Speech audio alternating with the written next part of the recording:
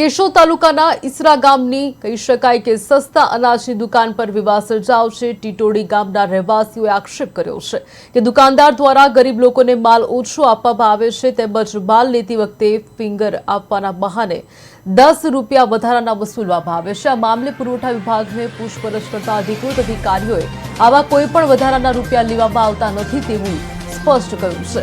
છતાં ટીટોડી ગામના લોકોનો આક્ષેપ છે કે ગરીબોને છેતરવામાં આવ્યા છે, સાથે જ અનાજ વિતરણમાં ગફલત થઈ રહી હોવાનો આક્ષેપ પણ ઉઠ્યો છે। આ મુદ્દે પુરવઠા વિભાગે તાત્કાલિક તપાસ હાથ ધરી દૂધનું દૂધ અને પાણીનું પાણી કરવા માંગ ઉઠી છે।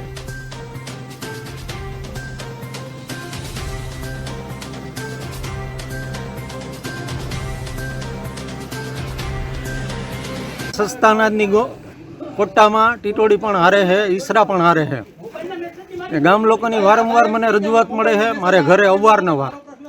एथी करीने मामलतदार साहेब विजिट में टीटोड़ी गामे आव्या त्यारे एमने रजूआत करी तो एने फोन कर्यो के तमारो प्रश्न हल करी देवामां आवशे।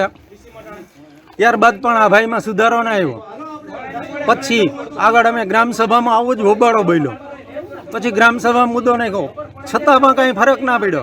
तंत्रने अमे ई बे वखत रजूआत करी है अने अनाज लेवा आवे तो एने पंचू आपवामां आवती नथी, पूरुं अनाज पण मळतुं नथी, अनाज कापी लेवामां आवे है। सामे पाछा आवीए तो धमकी आपे है। हाँ, अने फिगर दीठ कूपन दीठ 10 रुपया लेवामां आवे है। आवी मनमानी दादागिरी वारंवार करवामां आवे है। अवारनवार अमे प्रयास कर्यो पण छतांय अहींया कांई पाणीयानुं हलतुं नथी ने मारा गाम लोग हैरान है।